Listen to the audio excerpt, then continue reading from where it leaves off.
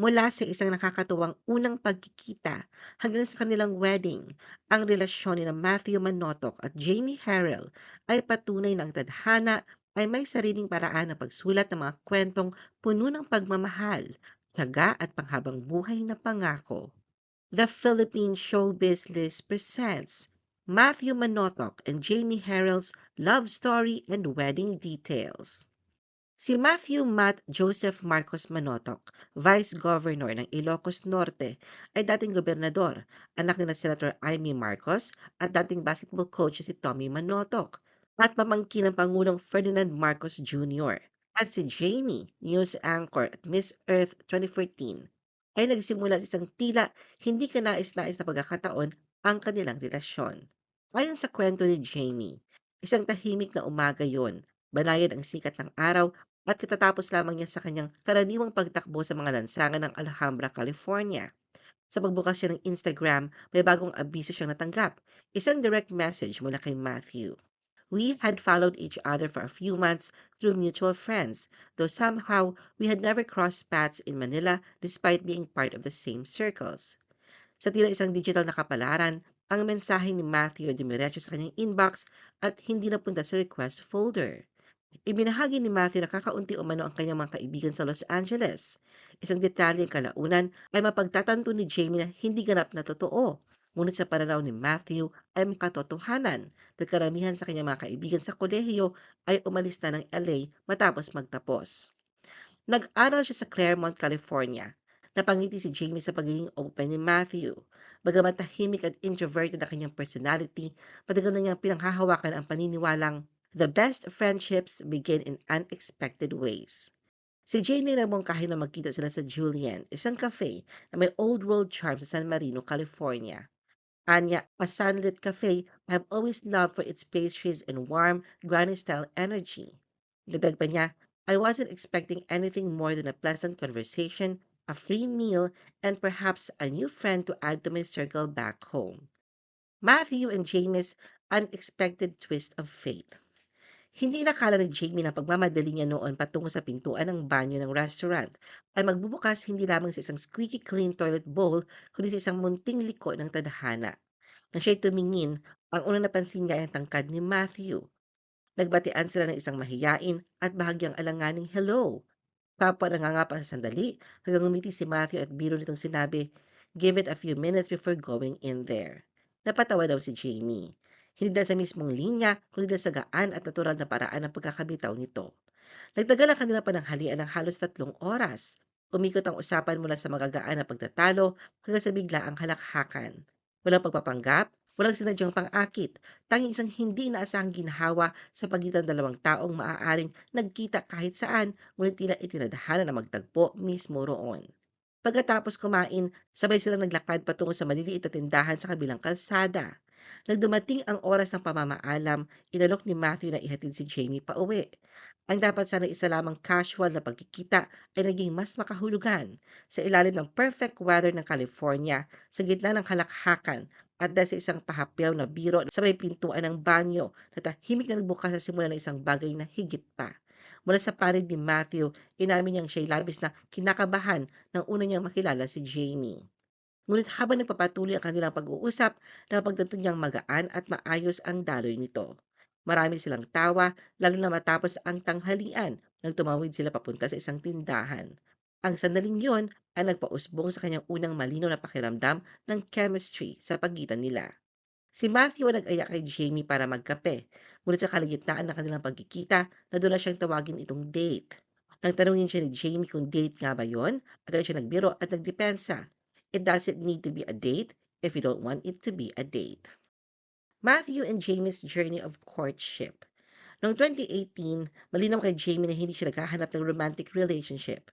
Kakalipat pa lamang niya sa California, dala ang hindi tiyak na pangarap na maging actress matapos ang 5 taong pananatili sa industriya na ayon sa kanya never quite felt right. Ngunit gaya ng kasabihan, if you want to make God laugh, tell him your plans. Matapos ang kanilang pananghalian sa Julian, tinawagan ni Jamie ang kaibigang si Maria Higante. Sigurado si Jamie na magiging perpektong kapareha ito para kay Matthew. Subalit sa tuwing sinusubukan niyang pagtagpuin ang dalawa, their schedules never seem to align. Para bang may ibang tinatahak ang kapalaran.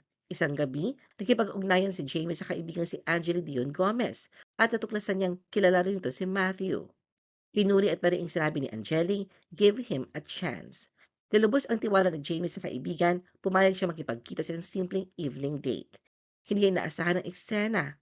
I expected something extravagant. Ngunit idinagdag niya, that sort of thing never appealed to me. And I've never liked the feeling of being impressed for sport. Nagulat si Jamie sa pinakamagandang paraan nung dumating si Matthew sa lumang sasakyan, completely unfazed. May kakaibang dating sa ganoong kasimplihan.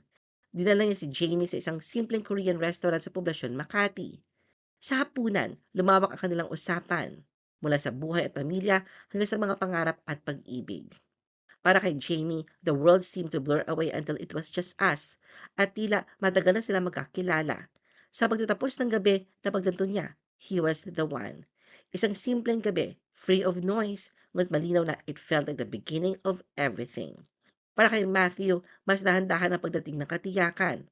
But the moment I really got to know her, I knew she was someone I wanted to take seriously. Habang lumilipas ang panahon, lalo silang naging malapit. Aminado siyang dati siyang takot sa ideya ng kasal, ngunit ngayon, being with Jamie makes Matthew excited to get married. Mahalaga sa kanila ang katatawanan at pagkakaibigan na para kay Matthew ay ang strongest foundation for any partnership. Kasama din sa kanilang relasyon ang pagtanggap sa distansya. Madalas sila sa Ilocos Norte si Matthew habang nanatili si Jamie sa Maynila. Para kay Matthew, wala siya kinailangan malaking pagsasaayos sa relasyon. Hindi karaniwang beauty queen si Jamie. Unpretentious, very easygoing, at kahanga-hanga ang paglipat niya sa negosyo. Dagdag pa ni Matthew, I haven't had to adjust much because Jamie has been so supportive. Ngunit malinaw sa kanya na habang seryoso na, you must always consider your partner in every major life decision. Matthew and Jamie's unforgettable engagement. Sabay na nagdiwang sina Matthew at Jamie na kanilang 6 na taong relasyon bago nila opisyal na inanunsyo ang kanilang engagement. Ibinahagi ni na Matthew at Jamie sa kanilang Instagram accounts noong January 2025 ang mga larawan mula sa proposal. Sa caption, isinulat ni Jamie na 6 years later in the same place as our first trip together is a nice ribbon to it all. Dalawa sa mga larawan ang nagpapakita kay Matthew na nakaluhod. Inaalok ang singsing kay Jamie na kitang-kita ang pagkabigla at tuwa sa kanyang mukha. Sa comment section, nagpasalamat si Matthew sa lahat ng bumati at nagbiro patungkol sa suot niyang fugly slippers sa espesyal na sandali. Ipaniliwanag niya na sinusubukan lamang niyang umangkop sa itsura ni Jamie dahil mas gusto nitong walang sapatos sa oras na yon. Ayon kay Jamie, malinaw sa kanya ang araw na yon. Para ipagdiwang ang kanilang 6th anniversary, nagpunta sila sa Vivere Azur sa Batangas. May espesyal na kahulugan ang resort sa kanilang puso dahil dito ginanap ang kanilang kauna-unahang biyahe sa labas ng Metro Manila at dito rin unang inanyayahan ni Matthew si Jamie na maging kanyang asawa. Ang unang pagkikita naman ni Jamie sa ina ni Matthew, si Senator Amy, ay hindi rin makakalimutan. Naganap ito sa isang private room ng isang restaurant at agad niyang naramdaman ang energy ng ina ni Matthew. Mainit, masigla at madaling makisama si Senator Amy na naging malaking ginhawa para kay Jamie. Para kay Matthew, ang relasyon nila ay halos 7 taon na nang maabot ang engagement. Ani Matthew, I think both of our parents really like our partners, which I was really happy about since my parents are crucial to me. Matthew and Jamie's spectacular wedding. Nagpakasal sina Matthew at Jamie noong January 9, 2026 sa Cebu City, lungsod kung saan nagmula ang pamilya ni Jamie. Dumalo sa kasal sila Senator Amy at Tommy, kasama ang mga kapatid ni Matthew na sina Borgie at Michael Manotok. Pati na ng espesyal na lola, ang dating First Lady na si Imelda Marcos. Kasama rin ang pamilya ni Jamie, lalo na ang kanyang ina na si Mary Snowy Del Rosario. Hindi natapos ang pagdiriwang sa mismong araw ng kasal. Inihanda karagdagang selebrasyon sa Ilocos Norte bilang parangal sa probinsya ni Matthew at bilang pagpapakita ng kanilang pagmamahal at respeto sa pamilya at pamana. Ang gown ni Jamie para sa Cebu at isa pang gown para sa selebrasyon sa Ilocos Norte ay bunga ng labis na pagmamahal at dedikasyon, karamihan ay gawa sa kamay ng kanyang Phil-Am na tsuhin at designer. Siya rin gumawa ng mga gown para sa Maid of Honor, Junior Bridesmaid at sa 6 na bridesmaids. Ang kasal ay bahagi ng 3 araw na selebrasyon, nagsimula noong January 8, 2026 isang welcome party sa Mactan, sinundan ng reception sa Montebello Villa Hotel at ang tapos noong January 10, 2026 isang farewell brunch. Ano ang masasabi mo sa video na ito? Mag-like o mag-react at huwag mahiyang mag-comment. For our YouTube viewers, huwag kalimutan mag-subscribe at i-hit ang notification button. At para sa aming Facebook viewers, mag-like at follow sa aming Facebook page para updated ka sa mga showbiz chika. Thanks for watching!